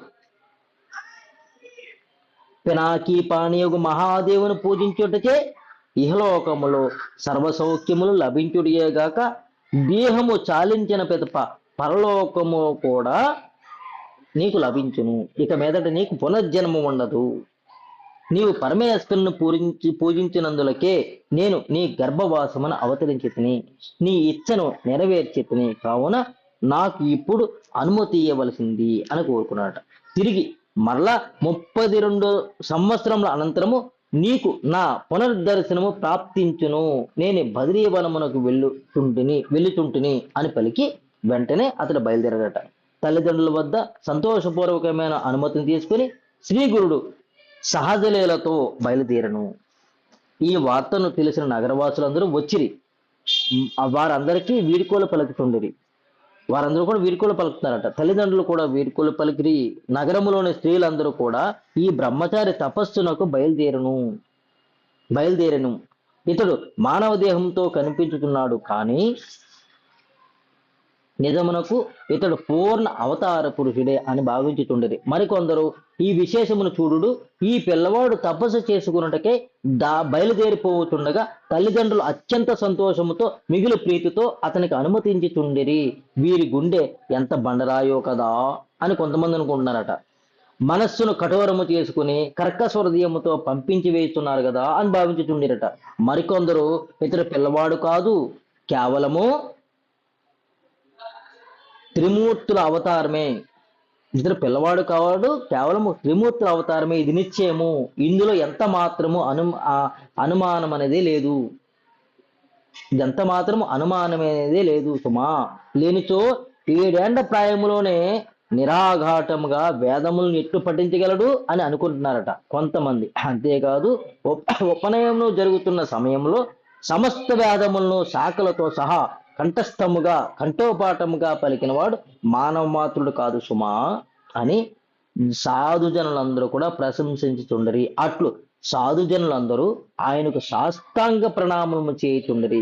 ఈ విధముగా వేదములైనటువంటి శాస్త్రోక్తములతో అతను స్తుతించుచుండరి. జనులందరూ నమస్కరించి వీడుకోలు పలుకుచు తిరిగి తమ తమ ఇండ్లకు వెళ్ళిపోయారు. కానీ తల్లిదండ్రులు మాత్రము కుమారుని వెంట వదలలేక వెనుకకు తిరిగిపోలేక వీడుకోలు పలుకుటకే పుత్రునితో పాటు మరికొంత దూరము ముందుకు నడుచుచుండరి. వారు తమ వెంట వచ్చుచుండుటని గాంచి తల్లిదండ్రుల యొక్క మోహమును, అంటే తల్లిదండ్రులు ఇంకా కొంత దూరం వస్తున్నారు, అది కొంచెం గ్రహించడు ఈ బాబు. గ్రహించి వారి యొక్క మోహమును నివృత్తి చేయుటకు కాబోలు ఆ స్వామి తన నిజస్వరూపమును సాక్షాత్కరింపచేసెను. అప్పుడు వెంటనే తల్లిదండ్రులు సాక్షాత్తుగా శ్రీపాద శ్రీవల్లభ దత్తాత్రేయులను తమ కనులతో దర్శించిరి. తన నిజస్వరూపం చూపించాడు తల్లిదండ్రులకి. అంటే ఇంకా మోహం వదలకుండా, బిడ్డ అనే మోహం వదలకుండా వెంటాడుతూ వస్తున్నారని. త్రిమూర్త్యాత్మకుడైన దత్తాత్రేయుడు నరహరిగా మానవ రూపమును అవతరించెను. కర్పూరము వంటి ధవళ కాంతితో ఉన్నట్టు తన నిజస్వరూపమును ఆయన చూపినప్పుడు ఆశ్చర్యపడిన తల్లిదండ్రులు వెంటనే శ్రీవారి శ్రీ శరణ సరోజములకు నమస్కరించి స్తుతింపసాగిరి. జయము జయము జగద్గురు శ్రీమోతాత్మక స్వరూప సద్గురు శ్రీపాద శ్రీవల్లభ, మీకు మా మనోవాక్యములు నమోవాకములు అని మేము సాధించిన పుణ్యరాశి మాకెంతో గొప్పది. అందుకే మీ దివ్య చరణములు మేము దర్శించగలిగింటిమి. మిమ్ములను విశ్వసించిన వారిని తరింపజేసే మీరు మమ్మల్ని గొప్పగా ఉద్ధరించితిరి. మాకు తిరిగి తప్పక పునర్దర్శనమియ్యవలనని మాటి మాటికి కోరుకుంటుంటిరి. ఆ విధంగా నువ్వు మళ్ళా మాకు పునర్దర్శనం వాళ్ళతో అంటే మాటి మాటికి కోరుకుంటున్నారట. ఆ విధంగా తల్లిదండ్రులు ప్రార్థించుతూ తమ శిరస్సులను ఆయన చరణములపై పెట్టి నమస్కరించారు. వెంటనే లేచి శ్రీ గురునాథుని స్నేహపూర్వకంగా ఆలింగనము చేసుకునేది. వారిడల అత్యంత సంతుష్ట తరంగములైన శ్రీ గురుమూర్తిట్లను మీరు చింతపడవద్దు, మీకు నిశ్చయముగా మరలా దర్శనమిచ్చేదను అని అత్యంత ప్రీతిపూర్వకంగా వారికి వాగ్దానం అనొచ్చాను. ఆ విధంగా తల్లిదండ్రులకు నచ్చజెప్పి ఓదార్చి వారిని తృప్తిని చేసి వెంటనే సెలవు తీసుకుని వెళ్ళిపోయాడట. తల్లిదండ్రులు మిగిలి సంతోషముతో తిరిగి తమ ఇంటికి చేరుకునిరి. వరదమూర్తియగు శ్రీ నరహరి గురురాజు పేరుగా బద్రీవనమునకు వెళ్ళాడట. అచ్చట సిద్ధులను దర్శించి నరనారాయణులను ఆరాధించి, బద్రీవనంలో సిద్ధులను దర్శించి నరనారాయణులు అంటే అర్జునుడు, శ్రీకృష్ణుడు, నరనారాయణులను ఆరాధించి వెంటనే అచ్చటి నుండి తిరిగి ఆనందకానంగా ప్రసిద్ధునందిన కాశీక్షేత్రమును చేరుకునేది. కాశీక్షేత్రంలోకి వచ్చారట. అక్కడి నుంచి అవిముక్త క్షేత్రమైన వారణాసీపురము ఈ చరాచర జగత్తులో పుణ్యప్రదమైన మహాక్షేత్రము. కాశీక్షేత్రం ఎలాంటిదట? ఈ జగత్తులో మహాపుణ్యక్షేత్రం అట. అచ్చట సాక్షాత్తుగా విశ్వేశ్వరుడు భక్తజనులకు నిత్య సన్నిహితులై నిలిచి ఉండుట వలన అది ముల్లోకములలో కూడా నిరుపమానమైన క్షేత్రముగా వాసిగాంచినది. పేరు పరిచి సంపాదించిందంట ఆ క్షేత్రము. అట్టి కాశీపురం నందు శ్రీ గురునాథుడు నివసించి విశ్వేశ్వరుని దర్శనము చేసుకుని ఆత్మారాములను పూజించుతూ అనుష్ఠానం చేసుకునే సాగిరి. చూడండి, ఇక్కడ శ్రీ గురునాథుడు ఏం చేశాడు? విశ్వేశ్వరుని దర్శించుకున్నాడట. కాశీక్షేత్రంలో విశ్వేశ్వరుని దర్శించుకున్నాడట. తర్వాత ఆయన ఏం చేస్తున్నాడట? ఆత్మారామును పూజించుకుంటున్నాడట.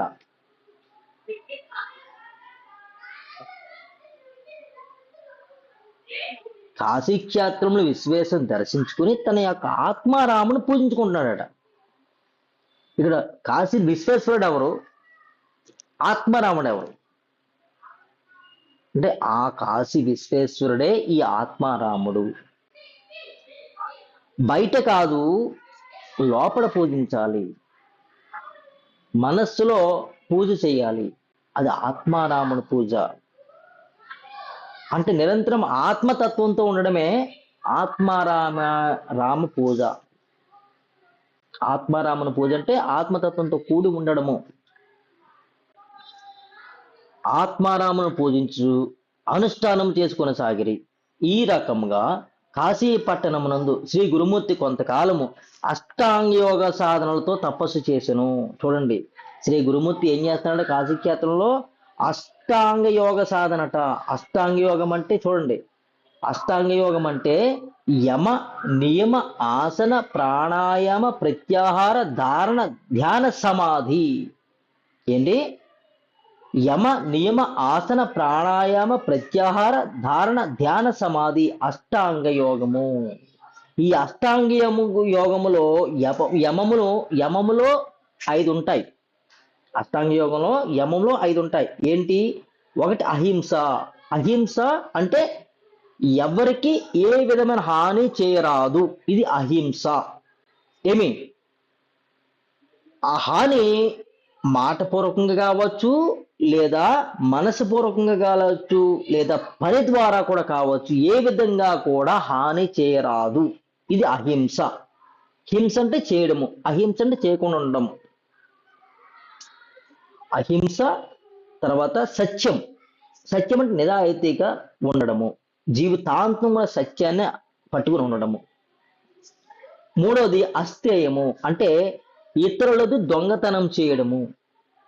ఇతరుల వస్తువులే కాదు, ఇతరుల మనస్సులే కాదు, ఇతరులకు సంబంధించి ఏదేని కూడా దొంగిలించరాదు, అది అస్థేయము. తర్వాత బ్రహ్మచర్యము, అంటే నిరంతరం కూడా ఇంద్రియ నిగ్రహం కలిగి మనస్సుని పట్టుకుని ఉండడము, అంటే సరైన శక్తితో కూడి ఉండడము బ్రహ్మచర్యము.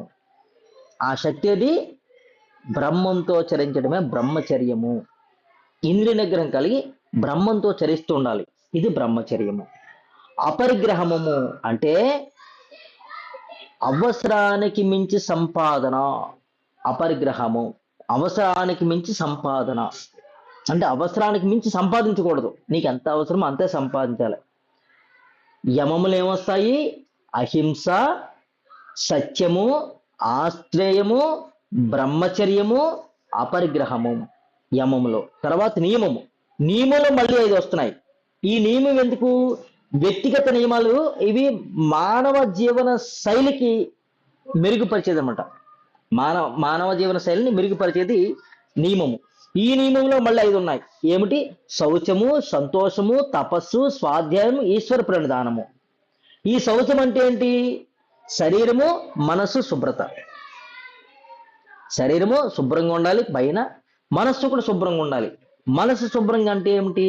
మాలిన్యకరమైన భావాలను చేయకుండా ఉండడము మనస్సు శుభ్రత. అది శౌచంలోకి వస్తుంది. బయటే మనం స్నానం చేస్తాం, మన లోపల స్నానము ఆత్మ సాధనే స్నానము, ఆత్మ సాధనే సాధనము. దీనివల్ల ఏమవుతుంది? మనస్సు పవిత్రంగా ఉంటుందన్నమాట, ఇది శౌచము. తర్వాత సంతోషము అంటే నిరంతరము ఎంత ఉంటే అంత, ఎక్కడ ఉంటే అక్కడ, ఎలా ఉంటే అలా సంతృప్తిగా జీవనం సాగించడము, సంతోషంగా ఉండడము, ఆనందంగా ఉండడము సంతోషము. తర్వాత తపస్సు అంటే క్రమశిక్షణతో కూడిన జీవితాన్ని అవలంబించడం తపస్సు. నిరంతరం కష్టపడటం ఉండడం తపస్సు. దేనికోసం కష్టపడము? ఆత్మతత్వంతో ఉండడానికి, పరమాత్మ తత్వంతో ఉండడానికి కష్టపడము, ఇది తపస్సు.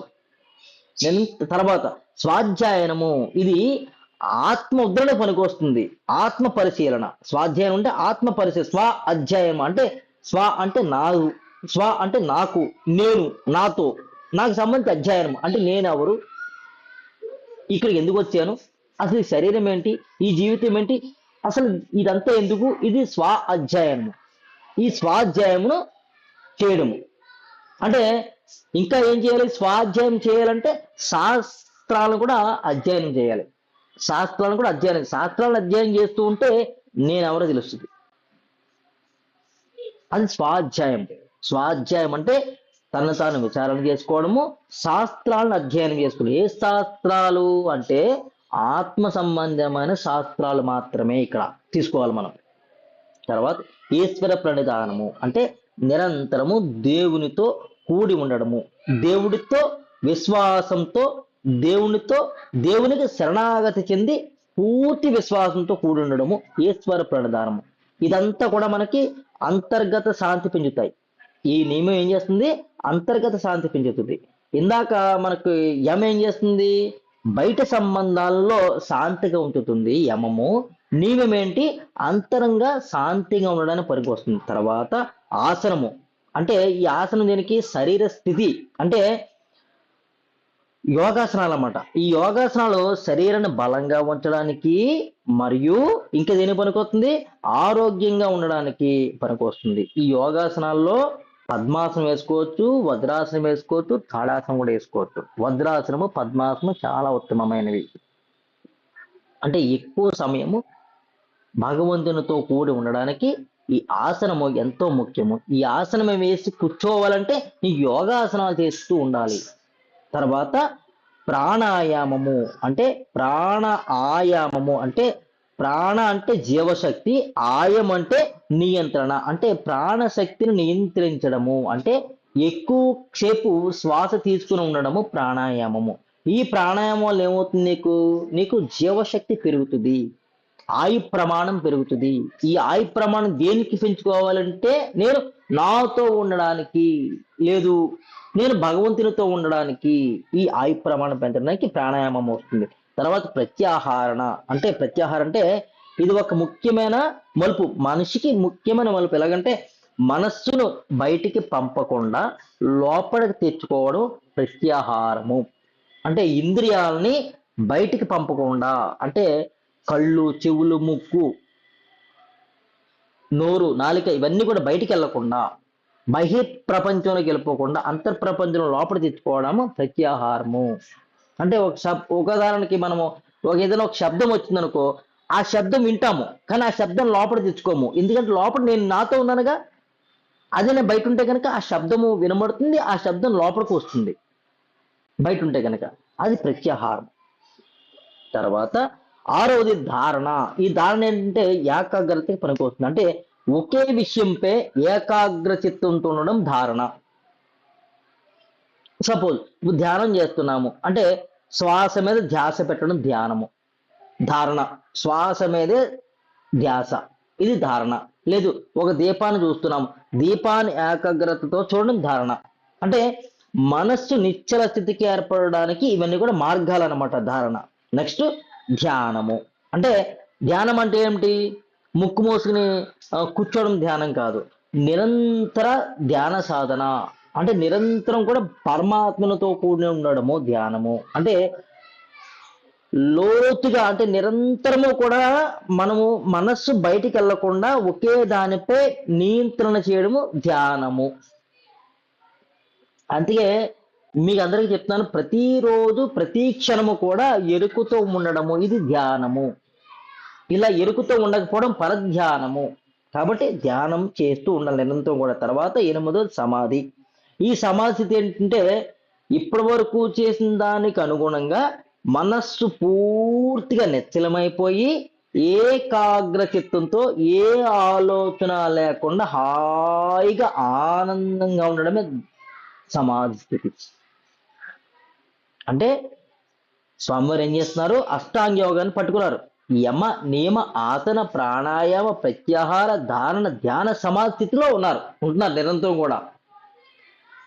మనిషి మారాలి అంటే యమ నియమాలు అత్యంత అద్భుతంగా పనిచేస్తాయి.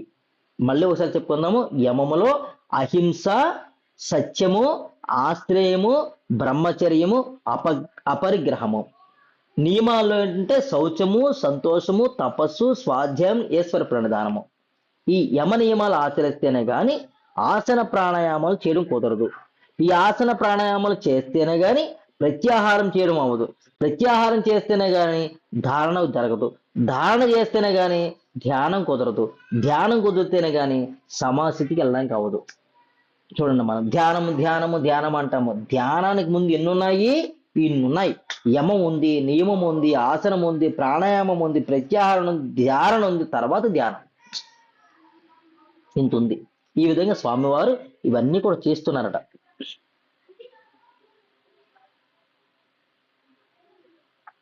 ఈ రకముగా కాశీ పట్టణం నందు శ్రీ గురుమూర్తి కొంతకాలము అష్టాంగ యోగ సాధనలతో తపస్సు చేసెను.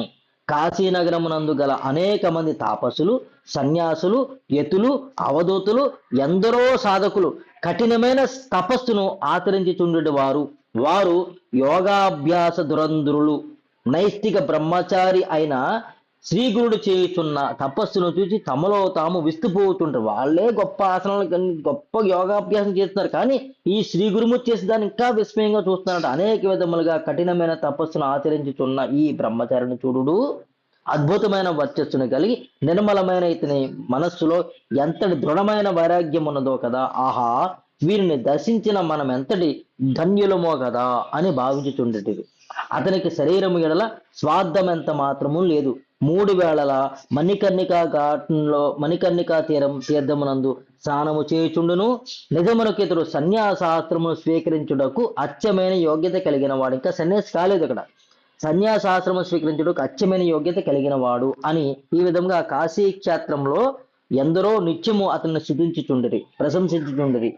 అప్పుడు అతడి గల సన్యాసులందరిలో అత్యంత వృద్ధుడైన ఒక యతి ఉండెను. ఆయన పేరు కృష్ణ సరస్వతి.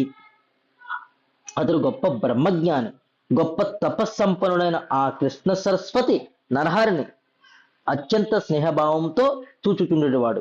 ఆయన ఇతర సమస్త యతీశ్వరులతో, బ్రహ్మచారులతో ఈ విధంగా చెప్పుచుండెను. ఈ నరహరి అనే బాలుని చూడుడు, ఇతడు అవతార పురుషుడు, విశ్వవంద్యుడు సుమా. ఇతనిని నరుడని కేవలము బ్రహ్మచారి అని అనకూడదు. అత్యంత గొప్పదైన తపస్సును ఆచరించే ఇతడు అసామాన్యుడు. వయస్సులోనే చిన్నవాడని మీరందరూ ఇతనికి నమస్కరించెదరేమో, కానీ ఇతడు త్రిభూములను శ్రేష్ఠుడు, మనందరికీ కూడా నిత్యవంతుడు. వృద్ధులమైన మనము ఇతనికి నమస్కరించుటచే, అందులోనూ విశేషించి మనము సన్యాసులము గనుక మూర్ఖులు అది చూచి మనల్ని నిందించెదరు. అంటే నమస్కారం చేయకూడదు మనం. అందువలన మనము ఇతన్ని ప్రార్థించి పరోపకారంగా, అంటే వీళ్ళ సన్యాసులు కదా, వారు మామూలు బాలకుడు కదా, బాలకుడు పెద్దవాళ్ళకి నమస్కారం చేయడం ఏంటి, సన్యాసులు మామూలు వ్యక్తికి నమస్కారం చేయడం ఏంటి, జనులు నవ్వుకుంటారు కదా. కాబట్టి మనం అలా నమస్కారం చేయకూడదు, ఇతన్ని ప్రార్థించాలి మనం. కానీ ప్రార్థించాలంటే ఏం చేయాలి?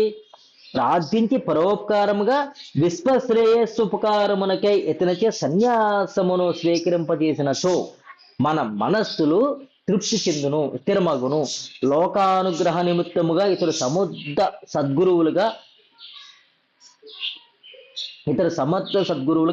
యోగ్యత కలిగిన వాడు. ఈ మహాత్మునకు లోకానుగ్రహము సన్యాసమును ఇయ్యవలని నాకు కౌతముగా ఉన్నది. అంటే ఇతనికి దీక్షణ వాళ్ళు, సన్యాస దీక్షణ వాళ్ళని నాకు కుతూహలంగా ఉందని అంటున్నాడు వీళ్ళందరితోనని. అనంతరము కృష్ణ సరస్వతి తనతో పాటుగా ఉన్న సన్యాసులతో కలిసి శ్రీ గురుమూర్తి వద్దకు వచ్చి ఇట్లన్నది, ఓ మునీశ్వర, తపస్సంపన్నులలో మీరు అత్యంత శ్రేష్ఠులు కావున మా విన్నపమును మీరు స్వీకరింపగలరు అని చెప్తున్నాడు. ఏమంటే లోకమును ఉద్ధరించుటకే మీరు ఇప్పుడు సన్యాసమును స్వీకరింపగలరు. అప్పుడు మా పూజలను మీరు స్వీకరించి మమ్మల్ని ఉద్ధరింపజగలిగను. మేమందరం కూడా తపస్వికులము, కానీ సన్యాసులు మీరు కూడా సన్యాసి తీసుకుని మా చేత మీరు మనల్ని తీసుకోవాలన్నా, మా పూజలు మీరు అందుకోవాలన్నా మీరు సన్యాసి తీసుకోవాలి. మీరు మామూలు వ్యక్తులు కాదు, కానీ గొప్ప వ్యక్తులు అయినా కూడా మీరు సన్యాసి తీసుకోవాలి. ఎందుకంటే లోకాన్ని ఉద్ధరించడం కోసము. ఈ కలియుగమునందు సన్యాస ధర్మమును జనులందరూ కూడా నిందించుతుండేది. సన్యాసులంటే కూడా లోకంలో చాలా మందికి హీన స్వభావంగా ఉంది. వీళ్ళు పని పాట లేకుండా ఖాళీకి కూర్చుంటారు, అడుగు తింటారు అనుకుంటున్నారు. చాలా హీన స్వభావం ఉంది, ఎందుకంటే కలియుగం కదా. దానిని పునరుద్ధరించువారు భూమి మీద మరెవ్వరూ కనిపించట్లేదు. ఈ సన్యాసీలను ప్రోత్సహించే వారు కానీ, సన్యాసీలు ఇచ్చేవారు కానీ భూమి మీద ఎవరు కనబడదు. ఎందుకంటే మామూలు జనులందరూ కూడా ఈ సన్యాసీన తీసుకునే వారిని సన్యాసులకి హీన స్వభావాలుగా భావిస్తున్నారు. కాబట్టి మానవులందరూ కూడా, అంటే గృహస్థులు ఎవరు కూడా సన్యాసి తీసుకోవట్లేదు. కాబట్టి మీరు సన్యాసి తీసుకోవాలని చెప్తున్నారు. అగ్నిహోత్రం కవాలంబం సన్యాసం ఫలపైతృకం దేవారాచసతో తృప్తిం కలౌ పంచవిభజ్యతేత్. అంటే అనగా అగ్నిహోత్రమును అనుష్ఠించుట, అగ్నిహోత్రమును అనుష్ఠించుట అనగా యజ్ఞయాగాదులను చేయుట, పశుహింస చేయుట, సన్యాసమును స్వీకరించుట, శ్రాద్ధాదులను మాంసమును ఉపయోగించుట, భర్త మరణానంతరము మరిది ద్వారా సంతానమును పొందుట అను ఐదింటిని కలి కాలమునందు చేయకూడని పనులు అని చెప్పబడినది. అంటే ఈ కలియుగంలో యజ్ఞాదులు చేయకూడదు, పశుహింస చేయకూడదు, అలాగే సన్యాసం తీసుకోకూడదు, అలాగే శ్రాద్ధాదులు యందు మాంసమును అంటే శ్రాద్ధకర్మలు చేసేటప్పుడు మాంసం భుజించకూడదు, భర్త మరణానంతరం కూడా మరిదితో కూడి సంతానం పొందకూడదు అని ఈ 5 కూడా కలికాలంలో చెప్పబడుతున్నవి. మరియు ఈ విధంగా కలియుగమునందు సన్యాసం పనికిరా కాబట్టి ఈ 5 సన్యాసం స్వీకరించకూడదని అనుకుంటున్నారు కాబట్టి ఉన్నది కాబట్టి కలియుగమునందు సన్యాసం పనికిరాదని నిషేధింపబడినదని జనులందరూ కూడా చెప్పుతుంటున్నారట. కానీ శ్రీ ఆది శంకర భగవత్పాదుల వారు అవతరించి ఉత్తమ అధికారి సన్యాసము స్వీకరింపవచ్చునని, ఎవరు సన్యాసం తీసుకోవచ్చట? ఉత్తమ అధికారి అంటే సన్యాస దీక్షకి ఎవరైతే అర్హులో వారు సన్యాస దీక్ష తీసుకోవచ్చని వారు చెప్తున్నారట. శంకర భగవత్పాదుల వారు సన్యాసం స్వీకరించవచ్చని, కలియుగమునందు సన్యాసము పూర్తిగా నిషేధం కాదని వారు సన్యాస ధర్మమును పునరుద్ధరించిరి. నాటి నుండి నేటి వరకు కూడా కలియుగమునందు సన్యాస ధర్మము ఆచరింపబడుతున్నది. అయితే కలి ప్రభావము చేత జనులు తిరిగి ఈ సన్యాసమును నిందించుచుండిరి. కలి ప్రభావం వల్ల నిందిస్తున్నారు. కావున కృపాసాగర ఈ ఆశ్రమమును ఉద్ధరించి లోకులందరికీ ఉపకారము చేయవలసిందని మునిజనులందరూ కూడా శ్రీ నరహరి బ్రహ్మచారిని వేడుకున్నారు. మహావైరాగ్యనిధి అయిన ఈ మహాత్మునకు లోకానుగ్రహం అర్థమే కొరకు తప్పక సన్యాసమును నేను ఇచ్చేదనని శ్రీకృష్ణ సరస్వతి అత్తడగల యతులతో ప్రస్తావించెను.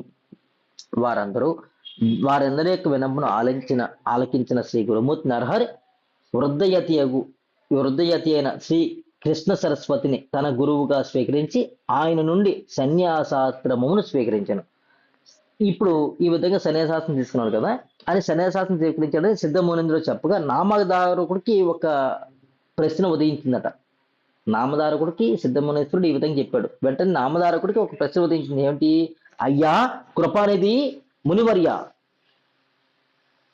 మీ మాటలు విన మీదట నా మనసులో ఒక సందేహం కలిగింది. అదేమిటంటే శ్రీగురుడే జగద్గురు అని ఇంతకు ముందు అనేక పర్యాయాలు మీరే చెప్పి ఉన్నారు కదా, అట్టి వారికి మరొకరు ఎట్లు గురువు అయ్యారు?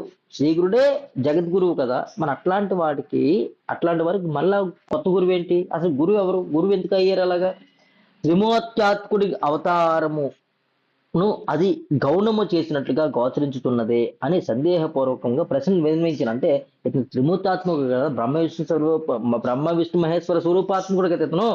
మరి ఇతనికి ఇతనే జగద్గురువు కదా, మళ్ళీ ఇతనికి గురువు ఏంటి అని డౌట్ వచ్చింది. అప్పుడు సిద్ధముని చెప్తున్నాడు, నామధారక వినుము.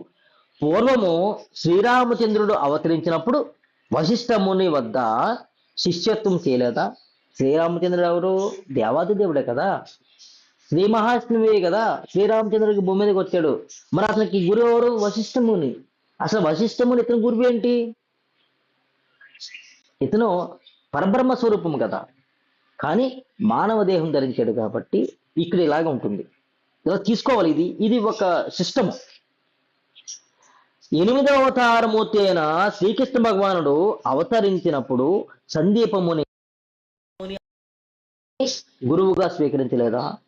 శ్రీకృష్ణుడు కూడా గురువు ఉన్నారు, అతని పేరు సందీపుడు. సందీపుని వద్ద శిష్యులకు తీసుకున్నాడు. ఎందుకు? ఇక్కడ సిస్టమ్ ఎట్లానే ఉంటుంది. ఎందుకంటే పరబ్రహ్మ స్వరూపము అయిన తానే మానవ దేహం ధరించిన తర్వాత తన యొక్క జ్ఞానత్వాన్ని కోల్పోతాడు. అదే జ్ఞానత్వాన్ని మళ్ళా గురువు ద్వారా స్వీకరించాలి. స్వీకరించాడో జ్ఞాపకం వచ్చేస్తుంది. జ్ఞాపకం వచ్చిన తర్వాత తన స్థితి తను ఉండిపోతాడు అనమాట. అటులనే మానవ అవతారము ధరించి మత్స్యలోకం అంటే ఈ భూమి లోకమునకు వచ్చినప్పుడు లోక సంగ్రహారార్థము గురువును శ్రీ గురుమూర్తి స్వీకరించాను. లోక సంగ్రహార్థం కోసం గురువుని శ్రీ గురుమూర్తి స్వీకరించాడట. స్వయంగా భగవంతుడే మానవ దేహంతో అవతరించినప్పుడు మానవ లోక ధర్మమును అనుసరించి తీరవలను. అందువలన శ్రీ గురుమూర్తి ఉద్ధుడై పరిపూర్ణుడైన వైరాగ్యనిధిగా ఉన్నటువంటి శ్రీ కృష్ణ సరస్వతి అనే యతిని తన గురువుగా స్వీకరించాను అని వివరంగా చెప్పి తర్వాత నామధార గురించి చెప్తున్నాడు. అని చెప్పగా నామధార మళ్ళీ ఇట్లా ప్రశ్నిస్తున్నాడు, ఓ మునీశ్వర, శ్రీకృష్ణ సరస్వతి గతంలో ఎవరు? యతీశ్వరులందరిలోనూ ఆయనను గొప్పవారుగా భావించదురు కదా, ఆయనకు గురువు ఎవరు? వారి మూలపీఠం ఏది? ఏ గురు సంప్రదాయమును చెందిన వారు? వారి గురుపీఠమును యొక్క మూల చరిత్రమును నాకు వివరించి చెప్పగలరని ప్రార్థించను. అందుకు మిక్కిలి హర్షముతో సిద్ధమునేశ్వరుడు నామధారకునితో గురుపీఠ సంప్రదాయమును గూర్చి ఇట్లు వివరించసాగను. గురు సాంప్రదాయమును కలిగిన మూల గురుపీఠమునకు ఆది గురువు లేక మూల పురుషుడు శంకరుడు. ఆ తర్వాత గురువు మహావిష్ణువు. ఆ తర్వాత మహాగురువు చతుర్ముఖ బ్రహ్మ. ఇట్టి మూలపీఠమును గురించి మరింత వివరంగా చెప్పేదని వినము. ఆ తర్వాత అంటే చతుర్ముఖ బ్రహ్మ తర్వాత గురువు వశిష్ఠుడు. వశిష్ఠుని వరుసలో శక్తి. ఆ తర్వాత పరాశరుడు. ఆ పరాశరుడి తర్వాత శిష్యుడన సాక్షాత్ విష్ణుమూర్తి అవతారమైన వ్యాధవ్యాసుడు. ఆ వ్యాసుని తదుపరి గురుపీఠమునకు శుకుడు అంటే వేదవ్యాసుని కుమారుడు శుకుడు గురువయ్యను. ఆ పిమ్మట గౌడ పాదాచార్యులు. ఆ తర్వాత గోవిందాచార్యులకు గురుపీఠం దక్కింది. గోవిందాచార్యుల నుండి శంకరాచార్యులు గురువయ్యారట. శంకరాచార్యుల నుండి విశ్వరూపాచార్యులు, ఆ తర్వాత జ్ఞానబోధగిరి, ఆ తర్వాత సింహగిరి శిష్యుడయ్యాను. ఆ తర్వాత ఈశ్వర తీర్థులు. ఈ విధముగా పీఠమునకు గురువైరి. తదనంతరము గురువు నృసింహ తీర్థులు, వారి శిష్యులు విద్యాతీర్థులు గురువైరి. అనంతరము గురు పరంపరలోని వారు వరుసగా శివతీర్థులు, భారతీ తీర్థులు, వారి తర్వాత విద్యారణ్యులు, ఆ తర్వాత శ్రీపాదమునికి గురుపీఠము లభించినది. ఆ తర్వాత శ్రీపాదునికి గురుపీఠం లభించిందట. వారి తర్వాత విద్యాతీర్థులు ఆ పీఠమును గురువులయ్యి. ఆయన శిష్యులు మలయానందులు, వారి శిష్యులు దేవతీర్థ సరస్వతి, వారి నుండి వేదాంధ్ర సరస్వతికి గురుపీఠం సంక్రమించినది. వేదాంధ్ర సరస్వతి అనువారులందరూ ఈ గురుపీఠ సాంప్రదాయమునకు ప్రవక్తులుగా నుండిరి. అట్టి వేదాంధ్ర సరస్వతికి శిష్యులే శ్రీకృష్ణ సరస్వతి స్వాములు వారు. వేదాంధ్ర సరస్వతి యొక్క శిష్యులు కృష్ణ సరస్వతి స్వాముల వారట. వీరు ఎంతో కాలం నుండి సన్యాసిగా విశేషమైన గౌరవమును పొందుచుండిరి. సన్యాస ఆశ్రమ సాంప్రదాయమును రక్షించుడు కొరకే శ్రీపాద శ్రీవల్లభుల అవతారమూర్తులైన ఈ నరహరి అను బ్రహ్మచారికి కృష్ణ సరస్వతి స్వాముల వారు సన్యాసాశ్రమమును స్వీకరింపజేసి తర్వాత వారికి నామధరణ చేసినట్టు ఏమని నృసింహ సరస్వతి అనే దీక్షానామమును ఇచ్చిరట. అంటే సన్యాసాశ్రమం తీసుకున్న తర్వాత పాత పేరు పోతుంది, కొత్త పేరు ఇస్తారు గురువులు. ఆ పేరేంటి? నృసింహ సరస్వతి. ఇంతమందికి పేరేంటి? నరహరి. ఈ నరహరి పేరుని నృసింహ సరస్వతి అనే దీక్షానామమును ఇచ్చిరి. నాటి నుండి శ్రీ గురునాథులు నృసింహ సరస్వతిగా వాసిగాంచెను. వారు కాశీ పట్టణం నందు వేదమునకు భాష్యమును చెప్పుచుండేవారు. అందుచే వారు కాశీ క్షేత్రం నందు సర్వులకు వందనీయులయ్యారు. వారణాసిపురం నందు గొప్ప ఖ్యాతిని గడించిరి. యతులందరూ వచ్చి శ్రీ గురునికి సేవలు చేయుచుండేది. అప్పుడు ఆయన అనేక మంది శిష్యులతో కూడి ఉత్తర తీర్థమైన బద్రికాశ్రమమునకు వెళ్ళి అనంత తీర్థములను దర్శించుటకే బయలుదేరేది. మేరు పర్వతమునందు కుడివైపున నవఖండమునందు గల అనేక తీర్థక్షేత్రములను పర్యటించిరి. శిష్య నామధారక, వారు పర్యటించిన క్షేత్రములన్నింటినీ వివరముగా చెప్పవలెనన్నచో ఒక పెద్ద విస్తారమైన చరిత్ర గ్రంథముగా రూపుదిద్దుకును. కావున తమ వెంట కొందరు సన్యాస శిష్యులను తీసుకుని అన్ని తీర్థములను పఠించుతూ భూ ప్రదక్షిణము చేస్తూ కలకత్తా సమీపమున గల గంగా సాగర సంగమమునకు చేరుకున్నారు. ఈ విధముగా వారి పర్యటన గురించి క్లుప్తంగా నీకు వివరించి తిని. శ్రీమూర్తాత్మకుడైన శ్రీ గురుని చరిత్ర అనంత మహిమాన్వితమైనది. వారి మహిమనంతటిని వివరించి చెప్పగల శక్తి నాకెక్కడున్నది?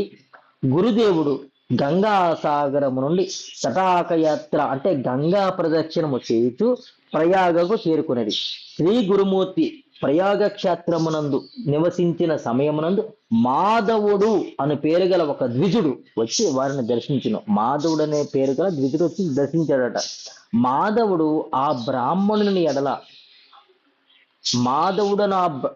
ఆ బ్రాహ్మణుని ఎడల శ్రీవారు అత్యంత ప్రసన్నుడై ప్రేమతో అతనికి బ్రహ్మ జ్ఞానము ఉపదేశించి సన్యాసాశ్రమమును అనుగ్రహించడి. ఆయనకు మాధవ సరస్వతి అను సన్యాసి దీక్షా నామము ప్రసాదించి శ్రీ గురుమూర్తి. శిష్యులందరిలోనూ ఈ మాధవ సరస్వతి అనిన నృసింహ సరస్వతికి ఎంతయో ప్రీతి నుండెను. ఈ విధముగా శ్రీ గురుమూర్తికి అనేక మంది శిష్యులు ఏర్పడినారు. వారందరి పేర్లు నీకు వివరించి చెప్పేదను.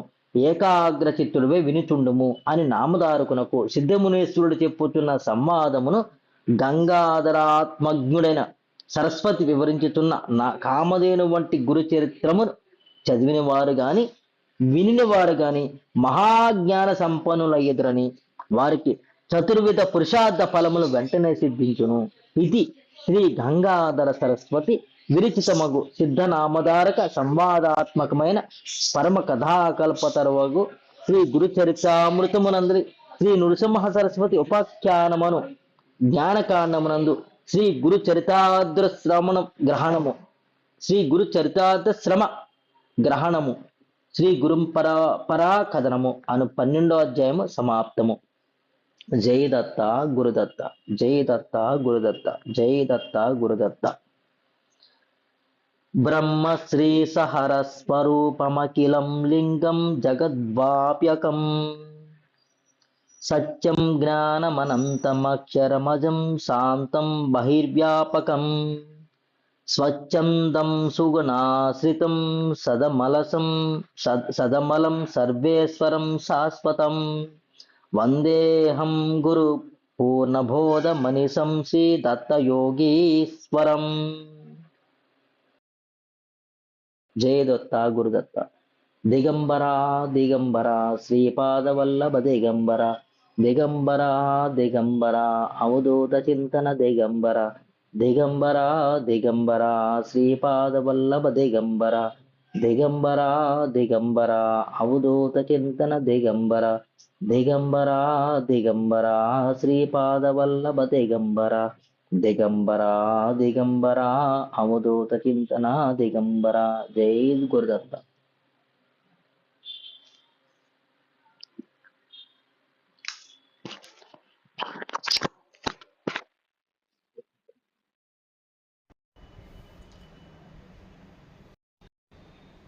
ఈరోజు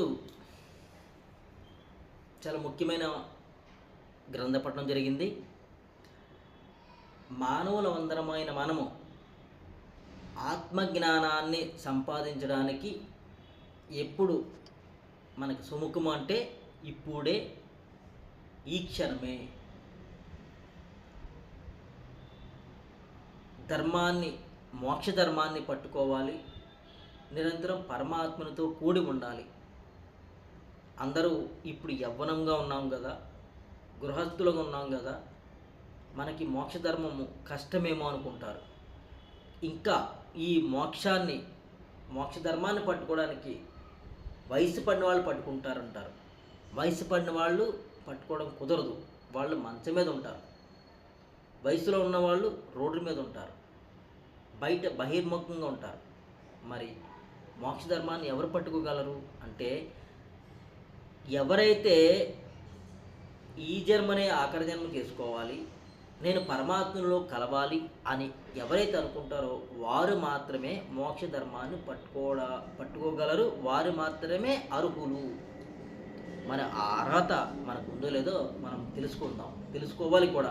మనమే అర్హత ఉంటేనే పట్టుకోగలం. అర్హత లేనిప్పుడు జన్మ మృత్యు జరావ్యాధులు పడిపోతాము.